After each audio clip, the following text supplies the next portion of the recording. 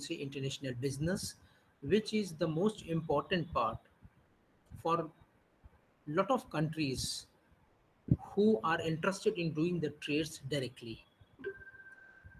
So this topic is related with export and import business, and it is basically related with the areas where maybe there are some sort of trades without any restrictions, or maybe with the restriction. This is known as free trade versus protection.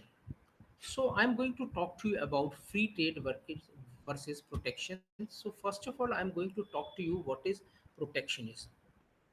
So if we talk about protectionism, it is the restriction of trade with other nations in order to protect domestic companies.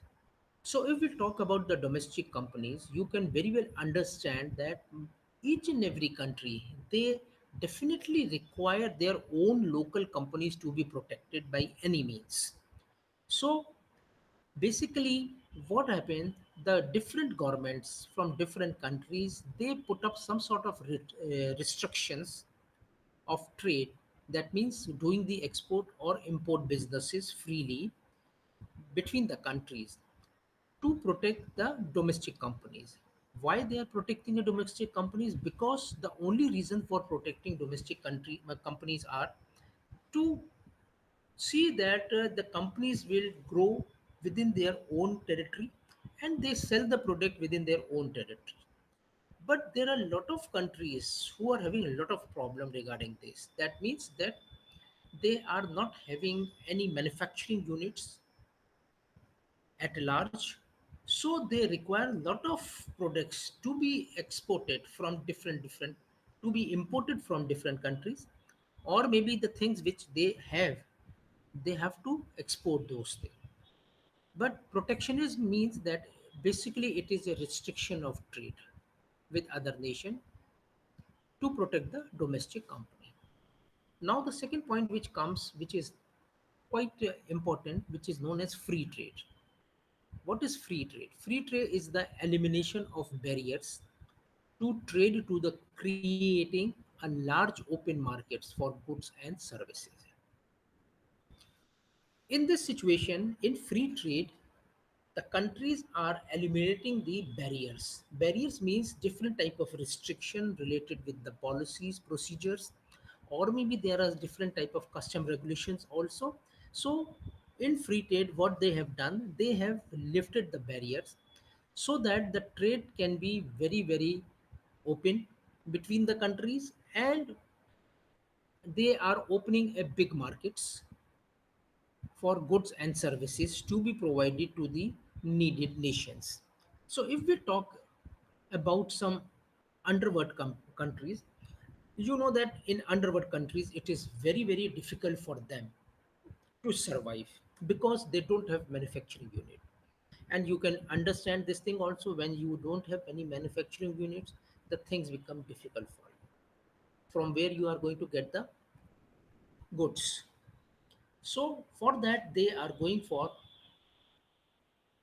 export import businesses, and they are opening a big you know forum for the large market, and they are creating a big large market for the companies who want to enter into those areas.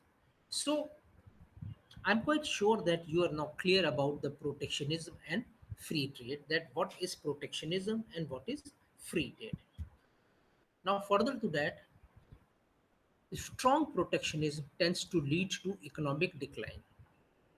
This is important when they are saying that when we are protecting the trades, we are putting different legal barriers and other thing also. In that situation, the countries who really need the products, the economic condition of that country declines because they are unable to purchase the goods from outside, and they are not in a condition to sell the purchased good into their own country, so that the economic condition of the country increases, and they are not in a position to sell their products to any other country because of the restrictions. And this may leads to wars as international trade is one of the major factors that forces nations to get along. They are saying when countries are putting up legal barriers, it will lead to wars within the countries. If we talk about the African nations, you can see that in lot of African countries, wars are going on. Why? Because of one of the reason is protectionism. That means that they want that they are not going to purchase anything from outside. In that situation, the things become worse and worse, and they are forcing the nations to get along because of the war. A nation that isolates itself can expect to become less competitive. They are saying the nations who are isolating themselves for export or import businesses, they are facing less competition also, and over the time against countries that face up of international competition. They are saying that they are comparing both the things together. They are saying the nations who are putting up the protectionism barriers and etc., the competition become very less because there are no competitors and they are doing their own work, they are manufacturing their own products, and there is a no competition. But while doing this thing, they are not growing their economic conditions. That is also one of the reason, and they are not facing a competition with the international competitors. So this is another reason why companies are doing the restriction and trade practices in different areas. Then they are talking about the free trade. As you know that we have talked about the protectionism, that the countries who are restricting their sales either with the help of the export or import business, they are going to be economically weak and they are not in the position to compete with the international market players. Because if you are not interested in going out, definitely you don't need anything, and there are no people who are entering into your market. So they are saying that free trade is economically beneficial. On the other way, free trade is economically beneficial. However, the benefit may be distributed unevenly, leading to social unrest. They are saying that there are countries who lifted the barriers, eliminate the barriers, and they said that okay, now we are working with the free trade countries. That means the countries where there are no restriction of barriers, and in that situation they can do export or import businesses. Definitely, it is going to be benefited to the countries who are doing export and import businesses, but the only problem arises is that distributions are going to be uneven, and when then uneven distributions are there, automatically social unrest arises. How it will arise is because if you are selling a product to a country who is in need of products for their people, in that situation, what the major players will do, they will put up the products in the market in such a manner that it is flooded with the new products, and people are not able to purchase those products because their buying capacity is very less. So what will happen when the distribution is uneven? The things become difficult. So that's why usually they say that whatever the exports are there and whatever the imports are there, it should be balanced. So whatever you are doing, whatever exports you are doing, it is said that it will be advisable always to see that the import should be also at par with the export, so that it becomes balanced and the company is going to be economically beneficial for that, and there will be no uneven distribution of goods and there will be no social unrest. Then free trade agreements can lead to a race to the bottom, whereby countries need to cut wages and regulations to stay competitive. Sometimes what happens when we are talking about the free trade, and there are a lot of countries in the world who are still working on the free trade basis. So they are saying that it can lead to the race to the bottom. Why? How it will decline? Because countries need to cut the wages and regulations to stay in the competition. That means that if you want to stay in the competition and you are doing the free trade business without export, without looking after the economic condition of your country, so for that, what you will do, you will reduce the wages of the people who are working there, and then you have to change the regulations and the policies accordingly to stay in the competition. So if you want to stay in the competition, you have to be, compromising on different areas, especially in the regulations which you have made for your country.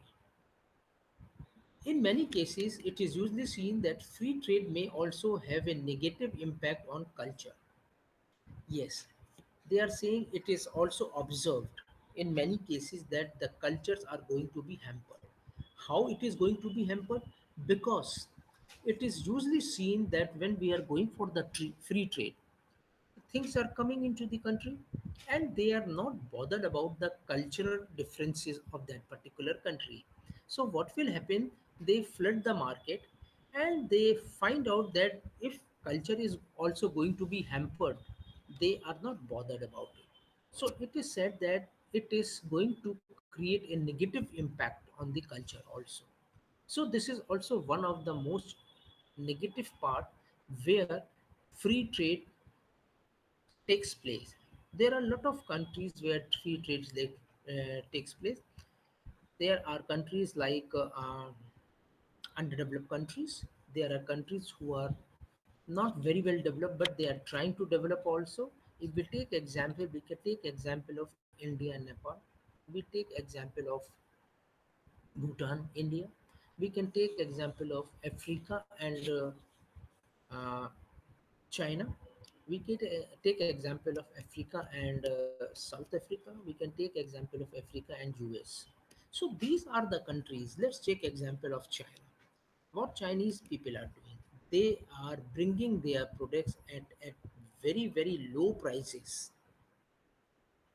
and they are selling those products in African markets.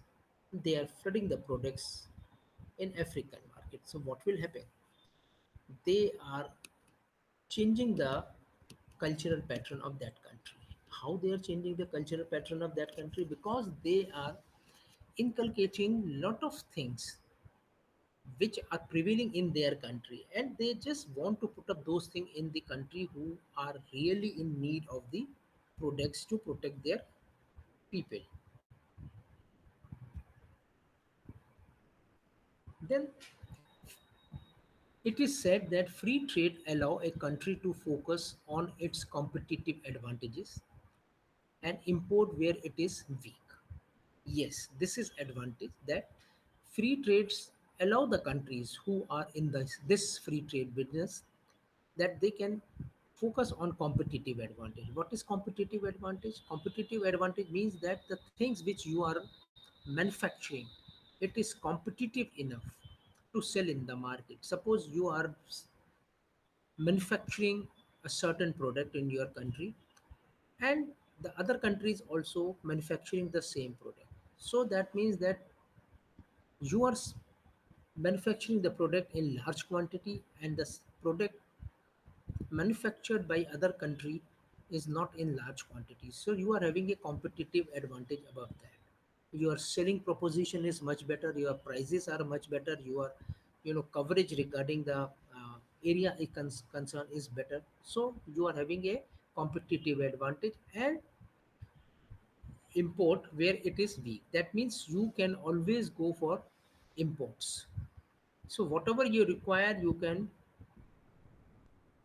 take the import uh, business, and on the basis of import business you can sell your own product which is abundant in your country.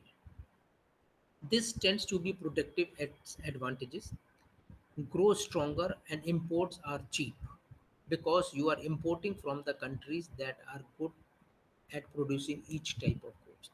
As I have just described to you that the products which are manufactured in the countries where the goods are producing in large quantities and are very very cheap. So in that situation, when the goods are cheap and you have a productive advantage, that means that you are growing stronger, and imports are cheap because you are taking the goods from those countries who are manufacturing the goods in such a big quantity that you can purchase. Let's take example of Cuba. Cuba is the country where they are manufacturing sugar, and they are selling the sugar to some other countries also. In return, they are getting some other products also. So these are the things which we have to take into consideration when we are talking about the free trade. So please understand that there is a vast difference between the free trade and protectionism. Protectionism is good in some areas when you are also doing quite well, and you are putting up some restriction of trade, so that at least you can find out that your domestic manufacturing units are not going to be hampered. Because if domestic units are going to be hampered, it is going to be a problem for you, and you are not in a position to do anything better for them. On the other hand, if there is a free trade, that means there are no restrictions, no boundaries are there, so that you can freely move the goods from one country to another country, and you can take the advantage of competitiveness, and you can import the goods in larger quantity.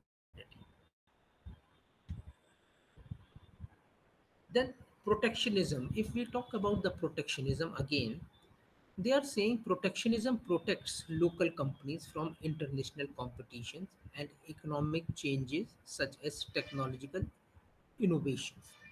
So they are saying that there are a lot of countries who are putting up a lot of tariffs and embargoes, quotas. In that situation, what will happen?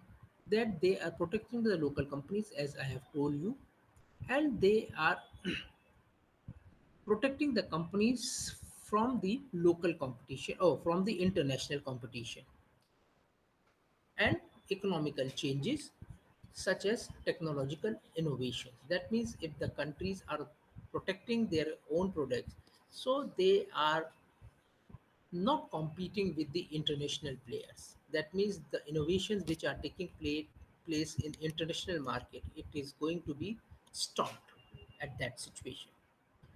So, as such, it is often politically popular, as people may feel that other countries are taking the job. So, politically, if you see that they are saying that if we are opening the market for foreign players, what will happen? Those people will come and take the local jobs. This is another thing which are prevailing, and these are, you know, given an advantage to the politicians of that particular country to say this thing, that we are not encouraging the foreign companies to come. Why? Because they will take the jobs of our local people. But on the other hand, if you see, if some foreign companies are coming, automatically they are hiring their people, but they are providing a lot of jobs to the local people also, because they need people and they cannot bring their people from their country. So this has to be understood by each and every person who are little bit clear about the protectionism and free trade. Let's take example of some big companies like IKEA. This is the company who is doing very well in different countries, but when it is coming in some uh, countries who are having the protectionism laws and other thing, the politicians, they inflate the things and they say to the people that if these companies will come, they will take your jobs. No, it is not like that. They are providing a lot of job opportunities to the people. Why they are providing these jobs to the people? Because they are opening the manufacturing units, they are opening the big showrooms. So from where they will get the people. Let's take example of India. If we are talking about the international players to come into India, why they are doing this thing? Because they want that they should provide the latest innovative products to Indian market also, and on the other hand they are providing jobs to the Indian people also. So if you see that the jobs are also there, but because of the politicians, the things become very, very difficult.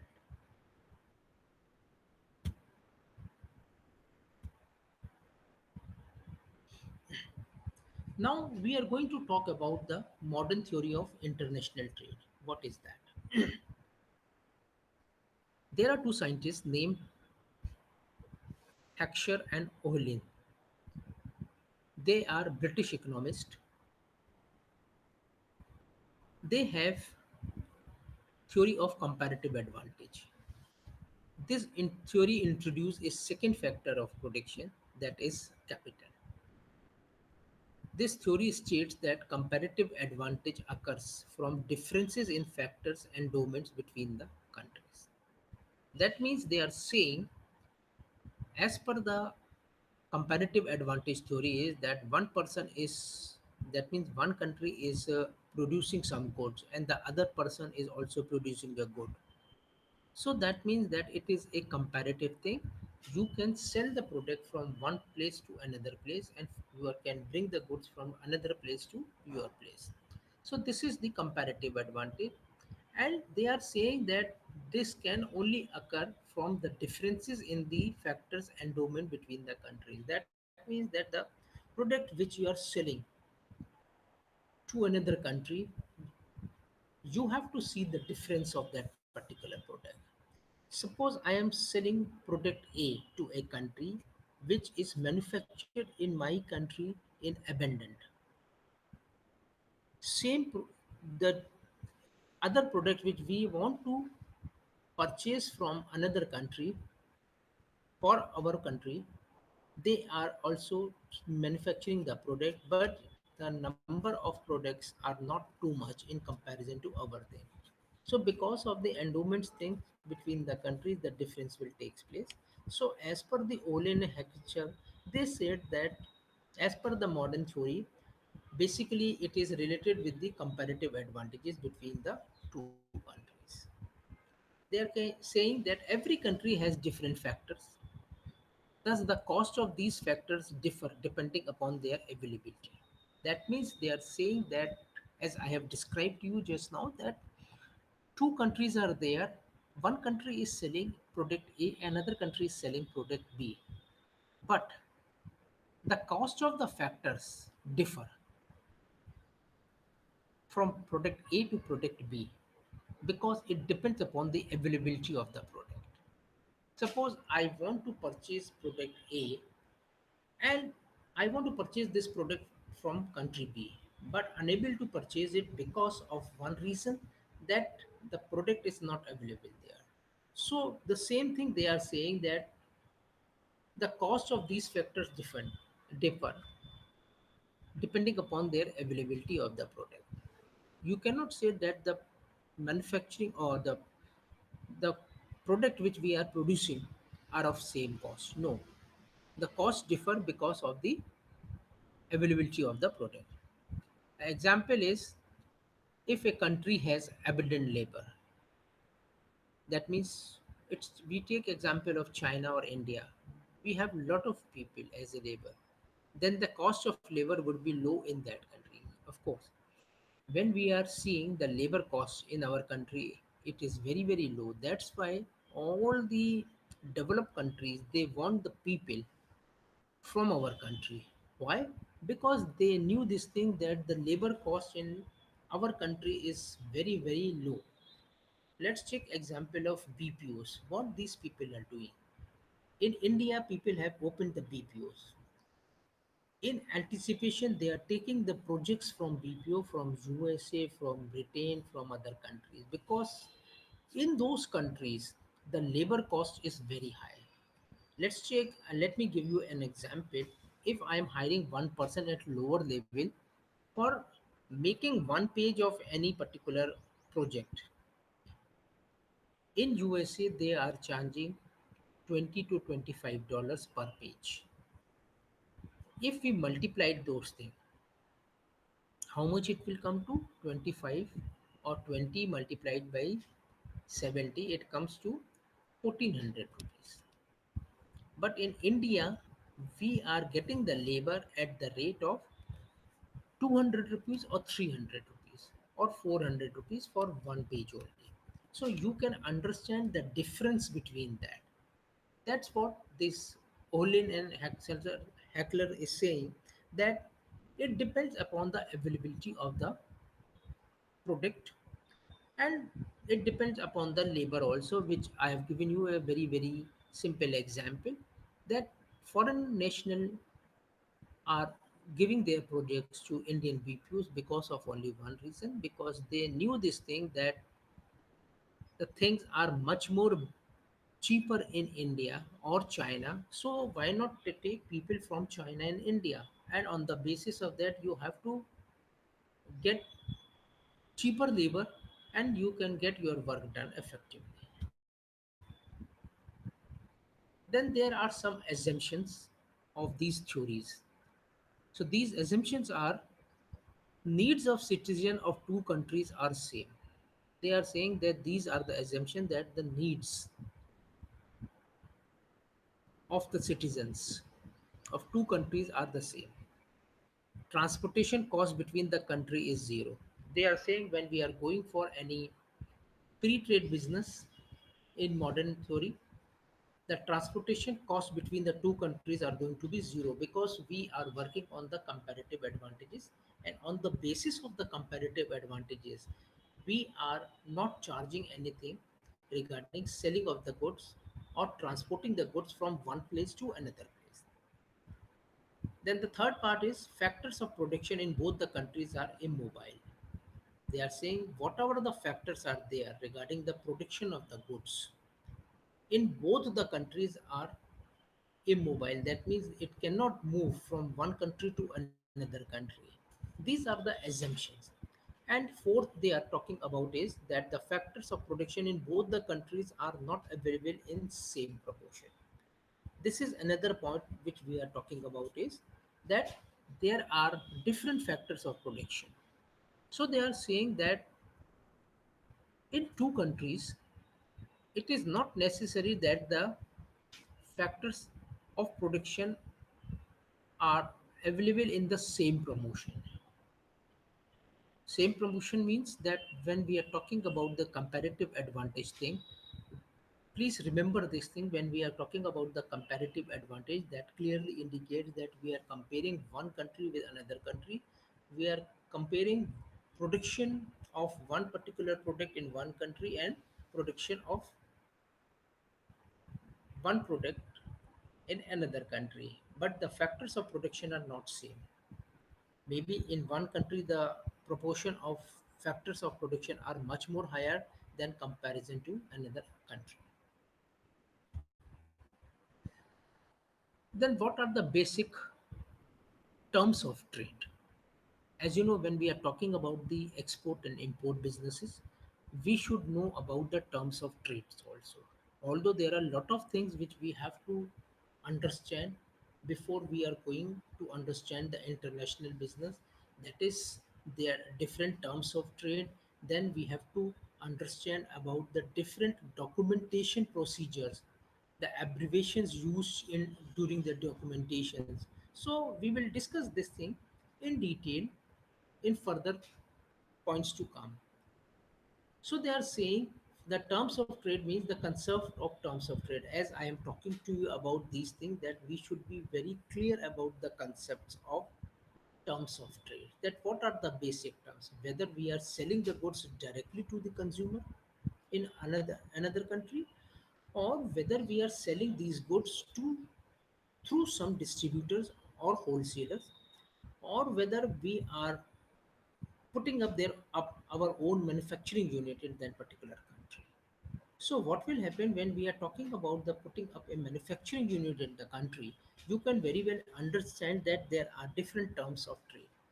As we were discussing about the free trade and protectionism, each and every country is having their own policies regarding the export and import business are concerned.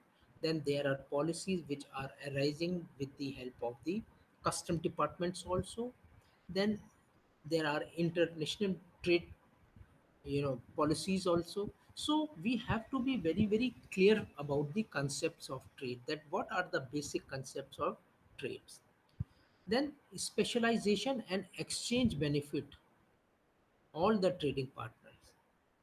They are saying, if your country is specializing in anything, and if we are interested in exchanging the products from one country to another country, it is going to be helpful to all the trading partners. How? Let's check. I am selling one product to country B, and I have some specialization, and in exchange I am asking that country to give me something. Let's say that we are specialized in producing lot of barley, and we want to sell this barley to Canada. In return we want some specific product from Canada also. So they are saying that it will help both the partners because they are specializing in the product, and in exchange they are getting the benefit also. Because of the complete specialization in the production of the commodities, in which countries have comparative advantages, it is suggested by Ricardo that global production becomes larger. So here, as per the another researcher named Ricardo, he said because of the complete specialization of a particular product in your country,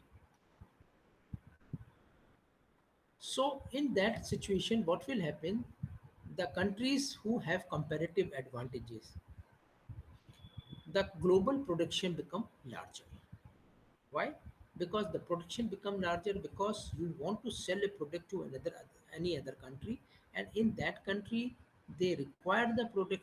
So what will you do? You have to increase your production day by day, and when the production increases, automatically you will sell the product in larger quantities to other country. And we are when you are selling the uh, things to other country in larger quantity, automatically it becomes a global production which is going to be larger. And if every country trade with each other, every country will gain from such exchanges. Yes, this is the conclusion which is given by David Ricardo, who says that when the global production increases, they are saying that each and every country who are in the business of export and import, everybody is going to get the profitability with the help of the exchange of the products which are available with them. So it is usually said that we have to see that how we are manufacturing some specialized product, and in exchange we ask for something. Let's take another example.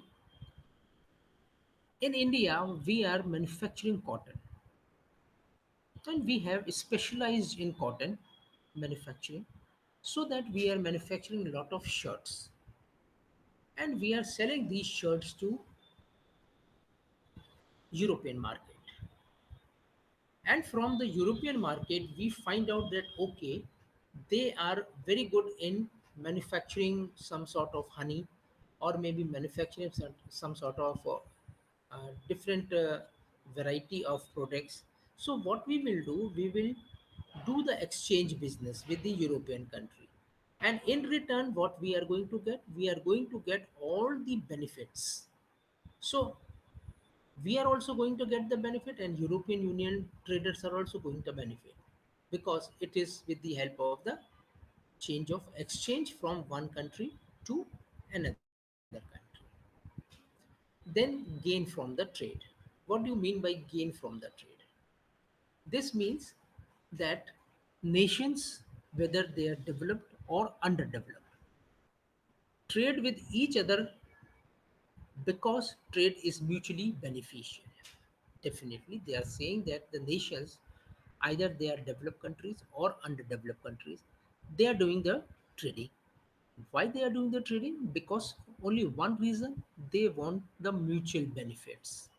Because if I'm exporting something, in return I am getting the exchange rates, or if we are doing the exchange with the products, definitely we are going to get the products at economical prices, which will help our country to grow much more faster after selling the products in the country. So they are saying that both the parties are going to be beneficial when it is coming for to the gaining from the trade. In other words, we can say the basic motivation of trade is the gain or benefit that accrues to nations. They are saying that what is the basic benefit? The basic motivation of trade is nothing but it is to gain the benefit. So the people who are doing export and import businesses, what is their main aim? Their main aim is to get the motivation to get the maximum profitability, and it will increase by doing lot of export and import businesses. They are saying in case of isolation, benefits of international division of labor do not flow between the nations. Here they are talking about the protectionism again. The countries who are working on protectionism, and they are not interested that any other person will come in their country and work. So in that situation, what will happen? The division of labor internationally will not flow from one country to another country, which will, what will happen in that case? The manufacturings are going to be suffered.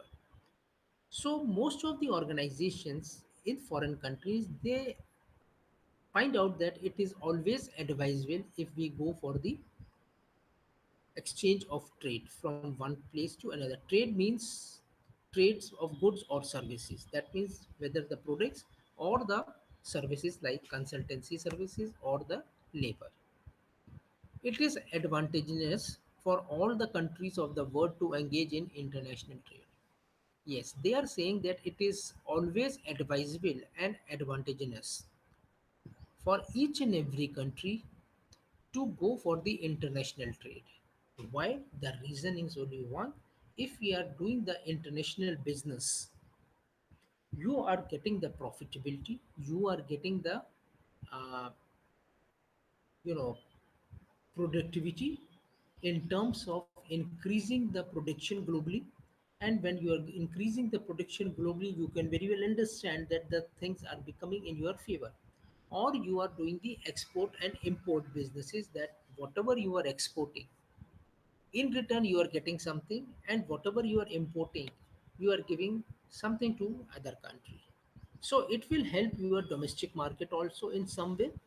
There are a lot of products which you are manufacturing in your domestic market, but because of the foreign parts in that particular product to be finalized, you have to go for some import business.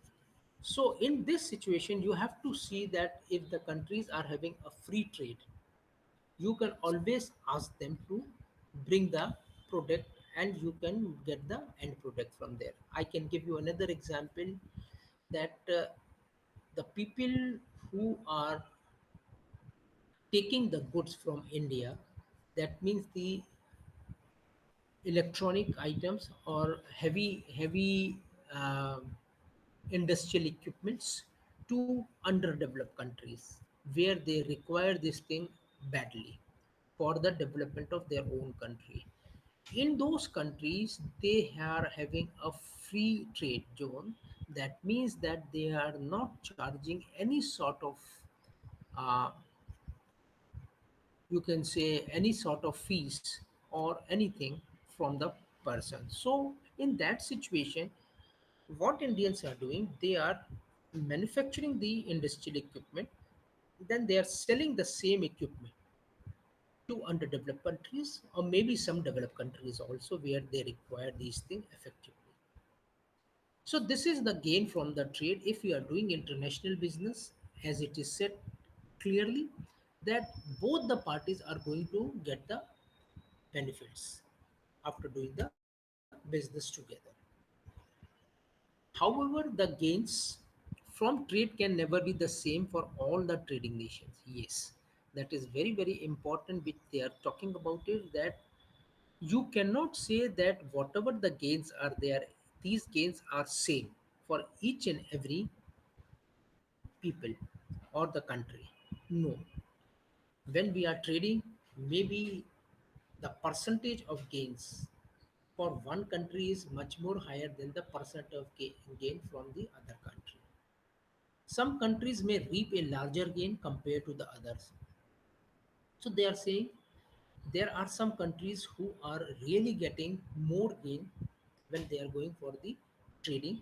That means international export and import businesses. Why? Because they are specializing in that particular product. They are saying the gains from the trade may be inequitable, but what is true is that some trade is better than no trade. They are saying that although the equation between the trading between two countries and getting the benefits are not same for both the countries. It vary from percentage to percentage, and it vary from product to product, and in which country you are selling the product, it totally depends upon that. But they are saying it is also true, if you are not doing any trade, you are not gaining anything. But if you are doing the trade, automatically you are going to gain something from that. So it is always advisable to see that how you are getting the things from trading. Or maybe in simple words, you can say the gain from trade refers to extra production and consumption effects that countries can achieve through international trade. They are saying that with the help of the international trade, whatever we are talking about, that means the gain from the trade, it refers to extra production. As I have told you just now, if you are doing the business, definitely the country who are asking for the product which are going to be manufactured in your country in large quantity, definitely you will start producing more and more good, and the consumption of that good in another country is also large. So this can only be happen with the help of international trade. You cannot do this thing with the help of domestic trade, because in the domestic trade maybe you can get a certain amount of orders, but after that you cannot get a bulk orders. But in international trades, it is usually seen that you are getting the bulk orders, and when you are getting the bulk orders, you can very well see that how much money is involved into that, and how much you are gaining from the international business. So they are saying there are two type of gains which comes into international business. One is the gain from the exchange, and second is the gain from specialization in production. This is very, very clear, which says that if you are doing export or import business, and if you are exchanging something in lieu of the products which you are manufacturing, that is also a gain, because whatever you are selling and whatever you are receiving, the things which you are receiving, you are also going to sell with your profit margin in your domestic country. Definitely you are gaining from there. And second thing is the specialization in the production. If you have some specialization, you will find out that your percentage of benefit is much more higher than percentage of exchange. As I have given you the example of cotton, if India is producing cotton and they are manufacturing the shirts and selling the shirts in American market, you will find out the manufacturing cost of the shirt in India is maybe 300 rupees, but you are selling the same product in American market, keeping in view all the taxes and other things, at the rate of 2000 rupees. You can very well understand that how much money you are earning. If you just take out all the mediators and other thing also, then only you are getting a good amount of money in one shot. And in foreign countries, as I have told you, that we are giving large quantity of business. So in this chapter I have talked about the protectionism, I have talked about the free trade, that what are the advantages of protectionism and what are the advantages of free trade and what are the disadvantages of free trade and protectionism. Then we have discussed about the terms of trade, that what are the basic terms of trade, then gain from the trade, that what we are going to get from this trade.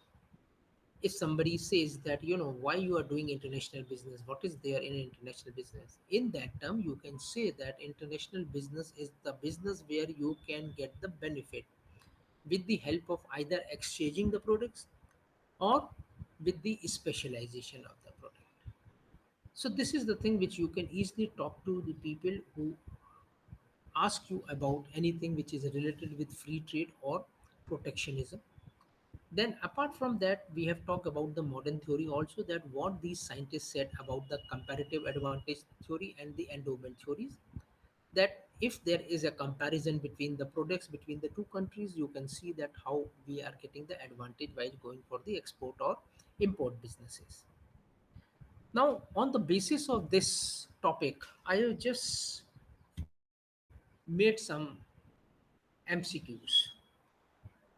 Why I have made these MCQs? Because of only one reason, that if you just go through these MCQs, you can rebrush your things which we have just discussed now. Now, I am just going to read out this thing. First question says international trade contributes and increases the world. What? Population, inflation, economy, or trade barriers.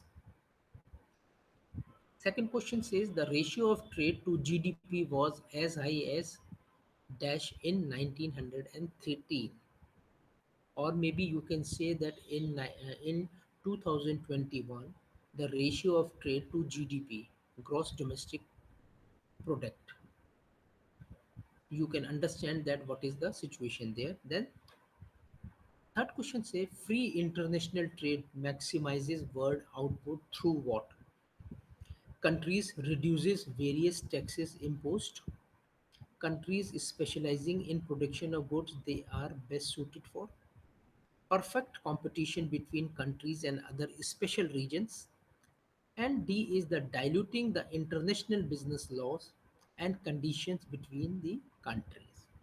So I'm quite sure that after going through this topic, you are in a position to give the answer for this question.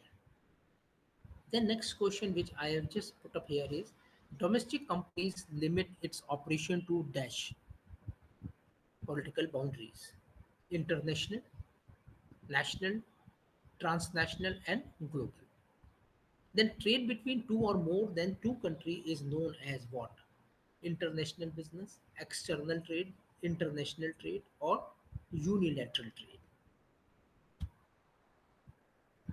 Then another questions come, dash refers to the tax imposed on import, that is imported tax, tariffs, subsidies, or import quotas.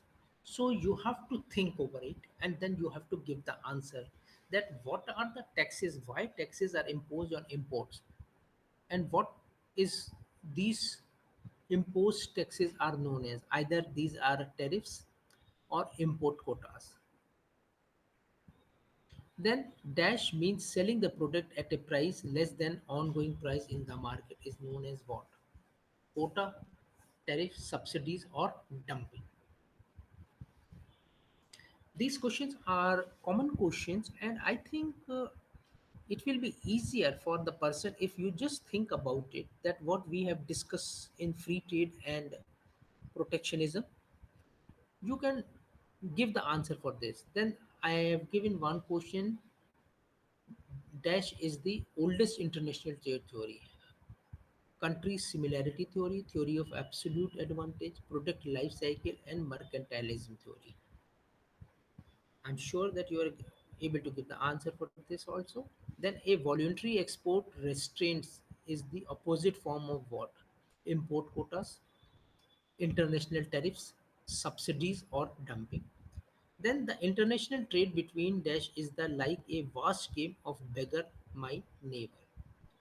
That is export and import, two countries, two world wars, countries, allies and enemies. So these are the few questions which I have just given to you so that whatever we have discussed today, you are in a position to give the answer. Maybe you are not in a position to give the answer for maybe one or two question, not more than that. But otherwise, you are. I am quite sure that you will be able to give the answer for these questions. So I just want to repeat this thing again that today we have discussed in this discussion regarding the modern theory which is related with comparative advantage. Then we have discussed about the protectionism, and we have discussed about the free trade. Then we have discussed about